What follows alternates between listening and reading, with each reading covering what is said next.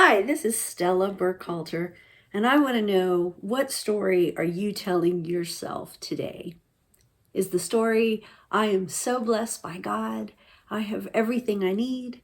Or is the story, everything is going wrong and there's so much that's still missing in my life? The answer to that question is really important because at any given moment, our lives can go one way or the other. And the stories we tell ourselves can make all the difference in how we react to the world around us. So that's something I want to talk about on this podcast of living on the edge of art.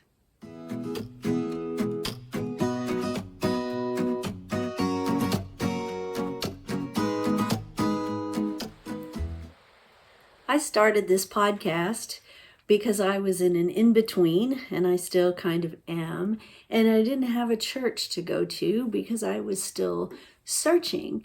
And I figured there were probably a lot of people like me trying to live the life of faith in the in-between. And one of the most important things I've realized and learned is how much it matters the way we talk to ourselves about where we are. I confessed last week that I've been in a funk, and I tell myself lies about how bad things are in my life when they really aren't. And so we have these competing narratives in our heads, and the way we frame things for ourselves and others can make a great difference. I heard that when you imagine doom, when you're looking ahead at something and you're thinking about the bad thing that's going to happen, you actually, physiologically, emotionally, you actually feel it. You actually suffer the pain of it, even though it hasn't happened. So the more you go over things in your head and tell yourself it's going to be terrible, the more you make yourself feel the pain over and over and over, even if it's not even true. It's bad enough to feel the pain once if you have to, but you can stop yourself from feeling it and experiencing it over and over again.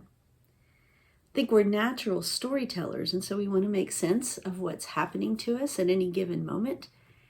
And the bigger our imaginations, the more we can turn it into a really devastating story. So what story are you telling yourself?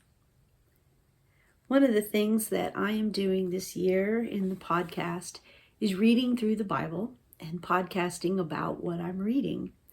And so if you go to my website, www.pastorstella.net, there's a reading guide you can follow along. And I'm in the book of Psalms, and the book of Psalms is so long, there's 150 Psalms, that I broke the reading into 3 weeks, and so I'm doing 3 podcasts. So this is podcast number 1. If you're just, number 2. So if you're just jumping in right now, you might want to go back and listen to my little 5-minute teaser, and then the one on the first section of Psalms. But what I said the last time is that there are different types of Psalms, and Psalms serve different purposes. And one of the types of Psalms is Psalms that tell a story, that retell the story. And so you can find a lot of that. My favorite storytelling psalm is Psalm 136. I'm going to read it all to you. It's kind of long, but it's got a flow to it and a rhythm and some repetition.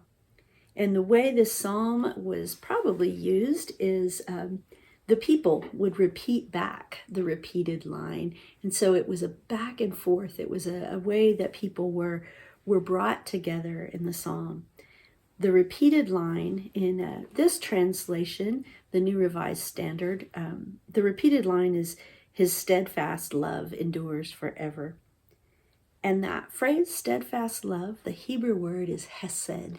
One of the most beautiful Hebrew words. It means faithfulness, mercy, the kind of love that isn't dependent on us. It means grace. And so as I read it, you can think about, if steadfast love doesn't do it for you, you can think about mercy, grace, unending love. And so here, Psalm 136. Hear how it invites you to worship. Oh, give thanks to the Lord, for he is good, for his steadfast love endures forever. Oh, give thanks to the God of gods, for his steadfast love endures forever. Oh, give thanks to the Lord of lords, for his steadfast love endures forever, who alone does great wonders, for his steadfast love endures forever, who by understanding made the heavens, for his steadfast love endures forever, who spread out the earth on the waters, for his steadfast love endures forever, who made the great lights, for his steadfast love endures forever, the sun to rule over the day, for his steadfast love endures forever, and the moon and stars to rule over the night, for his steadfast love endures forever, who struck Egypt through their firstborn, for his steadfast love endures forever, who brought Israel out from among them, for his steadfast love endures forever, with a strong hand and an outstretched arm, for his steadfast love endures forever, who divided the Red Sea in two, for his steadfast love endures forever, and made Israel pass through the midst of it, for his steadfast love endures forever, but overthrew Pharaoh and his army in the Red Sea, for his steadfast love endures forever, who led his people through the wilderness, for his steadfast love endures forever, who struck down great kings, for his steadfast love endures forever, who killed famous kings, for his steadfast love endures forever, Shion, the king of the Amorites, for his steadfast love endures forever, and Og, king of Bashan, for his steadfast love endures forever, and gave their land as a heritage, for his steadfast love endures forever, a heritage to his servant Israel, for his steadfast love endures forever. It is he who remembered us in our low estate, for his steadfast love endures forever, and rescued us from our foes, for his steadfast love endures forever, who gives food to all flesh, for his steadfast love endures forever. Oh, give thanks to the God of heaven, for his steadfast love endures forever. This is the word of the Lord. Thanks for sticking with me through such a long reading. I wanted you to hear how that might have been received as the people got into the rhythm and repeated back. If you haven't been following along in my Bible reading, you just got it. The history of Israel up until now. The story of creation, of what God created and how he created it. The story of how he saved them from slavery in Egypt, the story of how they went to battle and God was there for them. And so this story would have been told and retold and sung and recited. And so they were getting their story. They were hearing who they were, all of it. And I love how it serves as sort of a glue and gives them their identity when they tell this story. Let's praise God. This is who God is. This is what God has done for us. In our Christian life, we have the same. We have the story of the life, death, and resurrection of Jesus that we tell and retell and sing about. And it too serves as glue that holds us together. I have a book I really like, Evangelism in the Postmodern Age. It's called Live to Tell, and the author is Brad Kallenberg. And he talks about the power of story to glue us together and to form us. And he talks about St. Augustine's conversion and that he stopped being theoretical and he started thinking in a different way, in the way of story. And here's his quote: "We can see why this move might make sense. Divine revelation comes to us in the form of a story, because God's dealings with us are narratively shaped rather than theoretically driven. In other words, God sent us a gospel rather than a philosophical treatise." I love that. God convinces us, God draws us into relationship, not so much through the laws or the theology or the doctrine, but through a great, great story.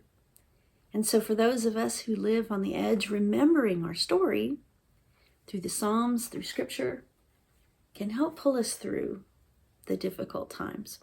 I want to say a little bit more about that. So here's another book I want to share with you, and I'll put these in the show notes. This is called Between the Listening and the Telling, How Stories Can Save Us by Mark Yaconelli. Mark is doing a lot of work around the country and doing workshops on healing communities where there's trauma. Maybe there's a mass shooting or a riot or racial tension or something that's causing the community to be torn apart. And so he's having these storytelling events where people listen to each other's stories. And he says, how does a community heal from trauma? How does it recover trust after such a fundamental betrayal? Often our resiliency, our capacity to heal, depends on the stories we form and share in the wake of tragedy. This is what happened to us. This is how we felt. This is what it means to us now. When we're invited to share our experience with others, we work to create something whole out of the physical and psychological wreckage. This book, and more importantly, I think the workshop that I went to with Mark Yaconelli, has just really stayed with me and moved me and made me wonder about how we can use storytelling in ministry and in healing and in growing and informing communities. I first heard of Mark Yaconelli because he was a youth director at a mega church, and his dad was also a famous preacher. And so he had quite a following in the youth world and wrote books. But he had a lot to say about how the way mega churches in particular, but all of us, I think, do youth ministry is maybe doing a disservice or maybe missing something in that we're just kind of playing and having fun sometimes and entertaining kids, and we're not developing deep faith. And so I was already interested in what he had to say when I found out he was doing a workshop here in Austin. And the workshop was about storytelling. And so I thought, I love storytelling. I love getting to do it at Vacation Bible School. And so I went to the workshop to be a better preacher because I thought he was going to help teach us how to tell stories. But that wasn't what the workshop was about at all. It was about listening to stories. It was more about the power of making space for other people to share their stories, to listen to them and to be open to them, especially people that we might disagree with or feel like are on the opposite side, to bring healing. And I'm telling you, I'm still thinking about this workshop, even though it was a couple of years ago. So one of the things he was doing is promoting this book and trying to teach us to have storytelling events. And that got my interest because my kids, who are in their 20s, don't really go to church. But when they were both here in Austin together, they were really into going to these storytelling nights. There was one held in Hyde Park, and it was just in somebody's backyard. But it exploded. And I was really curious about this because they were really into it. And they said, you bring your lawn chair, you bring your ice chest, and you just listen to stories. And I thought, that's cool. I want to go to that. And Emery said, yeah, Mom, you wouldn't like it. The stories are probably way too raunchy for you. So I never got to go with her. But they're still going on here and there. So maybe someday I will. But Mark demonstrated for us in the workshop how this group storytelling works. The only assignment we had in coming to this workshop was to bring a sacred object. I thought about what would be sacred, and I thought, well, I don't want to bring like a cross or a Bible. That's too obvious. I want to be creative. So I brought an hourglass that I have. And I thought about how when I use that in prayer, it helps me to just stop worrying about what time it is, because there's still plenty of sand, but to hold as precious the time that I have with God and to savor it. And it was so interesting to see what everybody else brought. We were each given a minute or two to get up and show our thing. My friend JJ had in his wallet, he said he carries it all the time, a baseball ticket of a baseball game he went to on the first date with his wife. There was another person who had a beautiful little yellow baby dress And she said it was her dress, and she had a picture of herself wearing it. And then she had a picture of her daughter wearing the same dress, and just that connection between the generations. Some people brought jewelry or pictures or just all kinds of things. And it was fascinating because by the end of that exercise, there were maybe about 30 of us. Some of them I knew, some I didn't. But by the end of that exercise, I felt like I knew everybody in the room in a way that was deep and personal and meaningful. And all we had was a simple assignment and a little bit of time to just tell our story. Mark writes in the book, every human being longs for a good question and a listening ear. Where did you like to hide as a child? When was a time you felt deeply betrayed? Where was the place that felt most like home? Who was the love that got away? How did you find yourself in this town? When was the last time you felt truly alive? Don't you love being around people who know how to ask good questions and open up conversation in that way? Mark encouraged us to host storytelling nights because he said the church knows how to do this. The church is all about story, and yet we've abdicated and we're letting these story nights pop up that have nothing to do with God. And we know how to do this. And so I had some story nights when I was at Bethany, but I broke some of his rules. One of his rules was don't have it at the church. Have it in a neutral place, a park or a restaurant. I think it helps if people can bring alcohol, but that can get a little dicey with the church. But we had some story nights, and we did do one of them. We had some of them in the church, and everybody loved them. We recruited storytellers, and I coached them a little bit. And after the first one, I had kids that wanted to tell stories and just unlikely people that wanted to tell stories. And so we had a mix of people. The one we had at the restaurant was packed out on the patio, but it was hot. The fans were loud. The service was terrible. None of us could get food. We didn't get what we were promised at the restaurant, and it was chaos. And I felt horrible about it. I felt like it was a disaster. But everybody kept saying, no, this was great. Let's do this again. Ooh, thunder. I don't know if you could hear that. I'm loving that it's raining. And so as I live on the edge and try experiments and just try to figure out what's the next thing for me, I'm still holding on to this idea of story and story nights and asking great questions and finding ways to invite people into telling stories. Because it's an interesting way to come to spirituality, because we all land in that place with the good story. God is the center of it. He's our maker. And so I'm fishing around for ideas. If this is sparking anything in you or you want to know more about it, I'd love for you to email me or talk to me. And I hope that you'll keep following with me in the Psalms as I tell and retell and listen to the stories. And maybe you can read through some Psalms of your own or listen to some songs that you like that sing the Psalms, because those stories connect us in deep ways.